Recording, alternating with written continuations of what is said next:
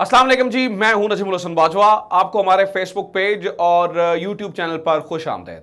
नाज़रीन इकराम, 15 साल के बाद बड़ा राज खुल गया है। 15 साल के बाद वो जो दो ब्लैकबेरी फोन बेनजीर भुट्टो साहिबा के थे, उनके बारे में आखिरकार पीपल्स पार्टी के घर से ही एक इंतहाई खतरनाक खबर खुलकर सामने आई है। जरदारी साहब बहुत बुरी तरह से फंस गए हैं। राव अनवार जो इनके घर का एक अफसर समझा जाता था, जिसे समझा जाता था कि ये इनका बच्चा है, उसने ऐसे ऐसे इंकशाफात किए हैं और वो सारी चीज़ें बता दी हैं। जो बेनजीर भुट्टो के दो वो ब्लैकबेरी थे, उनके बारे में भी पता चल गया है। बख्तावर भुट्टो की भी एक ट्वीट सामने आई है। माहौल इस वक्त जो है ना, वो जरदारी साहब के लिए अब जो है वो खराब होता चला जा रहा है। बहुत सारी चीज़ें आपके साथ शेयर करने के लिए। सबसे पहले मैं आपको बताऊं, बहुत सारे लोग ये समझते थे कि जरदारी साहब जो है वो ऑल इन ऑल हैं। जरदारी साहब से बड़ा सियासतदान कौन होगा, जरदारी साहब से ज्यादा जो है वो सियासत की समझ बूझ किसे है।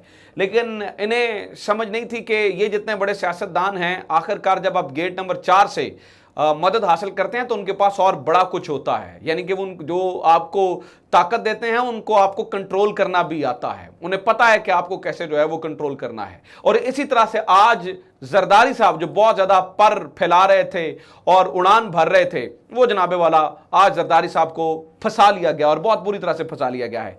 खबर क्या है, इसको बताने से पहले मैं आपके सामने एक चीज रखना चाहता हूं।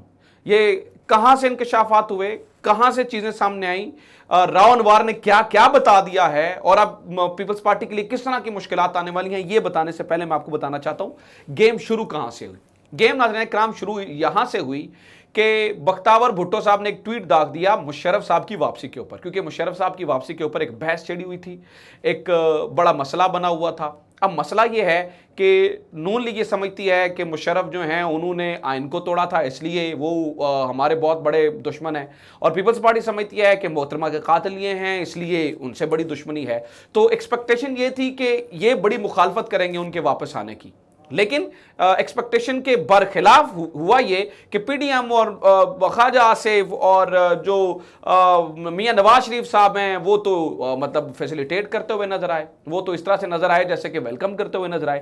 तो इसके ऊपर बख्तावर भुट्टो साहब ने एक ट्वीट जड़ दिया, जिसमें उन्होंने कहा कि ये तो फला शख्स है, फला शख्स है, इसकी वापस नहीं आना चाहिए, मोहतरमा का कातिल। मतलब मुशर्रफ साहब के बारे में उन्होंने बहुत सारी चीजें की।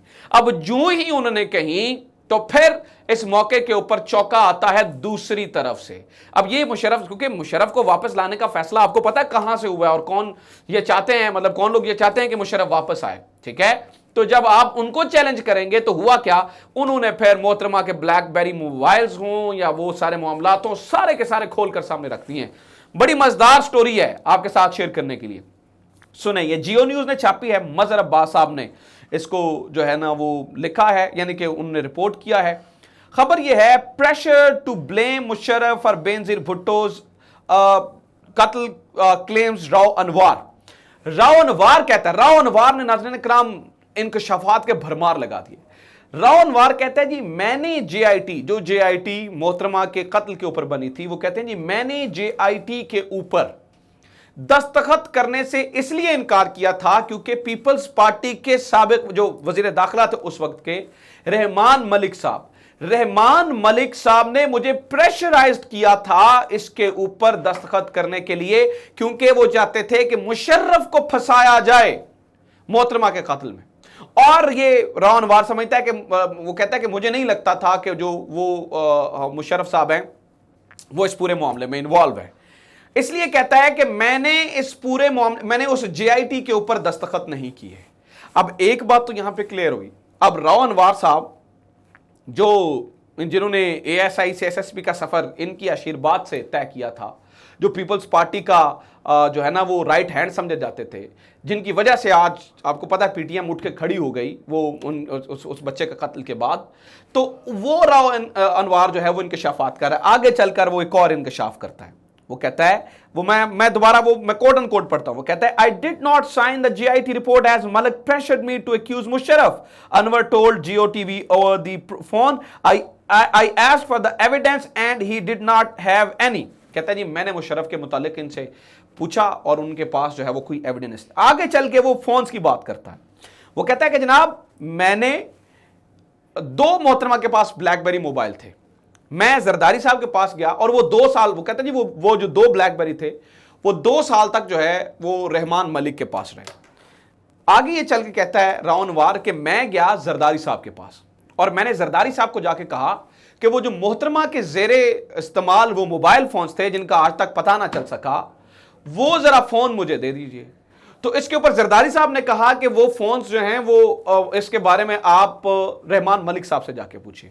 तो रहमान मलिक साहब जिनके पास वो फोन थे, जिन्होंने 2 साल अपने पास ये फोन रखे, तो रावनवार ये कहते हैं कि उन्होंने ये कहा जी मेरे पास कोई फोन नहीं है, और फिर वो गुस्सा कर गए इस बात पे कि आप जरदारी साहब के पास क्यों गए हैं इन फोन्स को लेकर, यानी कि इतना उनको शदीद जो है वो गुस्सा आ गया। अब ये भी एक बहुत बड़ा इंकशाफ है कि मोहतरमा के ब्लैकबेरी कौन दबा के बैठा रहा, वो कौन था जिसके पास मोहतरमा के 2 ब्लैकबेरी थे और उन्हें जानबूझ के नहीं दिया। ये आज इंकशाफ जो है ये राव अनवार कर रहा है। फिर आगे चल के वो और इंकशाफ करता है, कहता है जी 2 मेन बंदे थे, 2 तंजीमें थी, 2 मेन बंदे थे। एक वो जिसने मोहतरमा की गाड़ी पे पहले हमला करवाया था जिसमें काफी सारे लोग शहीद भी हुए थे, और दूसरा वो लियाकत बाग वाला।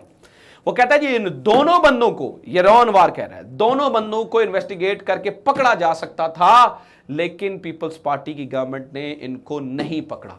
ये पूरी एक चार्जशीट है जो जरदारी साहब के खिलाफ रेडी हो रही है। पूरी एक रिपोर्ट रावनवार ने तैयार करके जो है वो आज इसकी खबर लग गई है जो इन्होंने दे दी है। फिर ये इन्होंने फोन्स की बात की, फिर इसके अलावा उसने और बड़ी सारी जीआईटी रिपोर्ट और बहुत सारी जो है वो चीजें कही।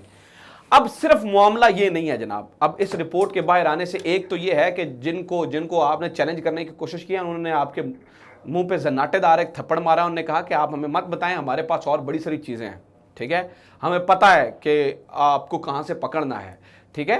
तो यहां पर जो है ना उन्होंने अपना रावनवार से आपको जो है ना वो नॉकआउट करवा दिया। दूसरा देखें, पीपल्स पार्टी ऐसे निकल नहीं सकेगी इस पूरे मामले से।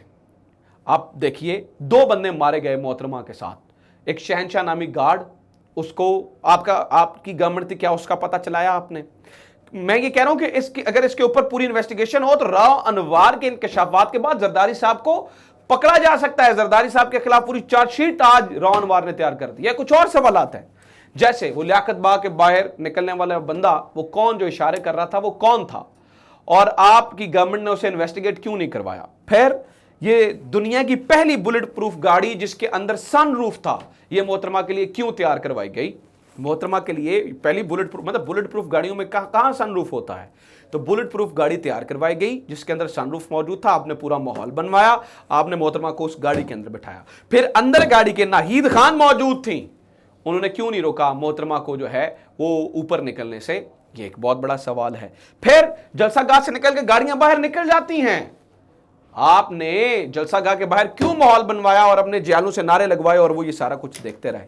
फिर जनाबे वाला इंसदाद दहशतगर्दी अदालत में केस चलता रहा, आपने कोई बड़ा वकील, आपके पास एतजाज हसन भी थे, आपके पास खोसा साहब भी थे, लतीफ खोसा साहब, आपने कोई बड़ा वकील वहां पे पेश नहीं करवाया।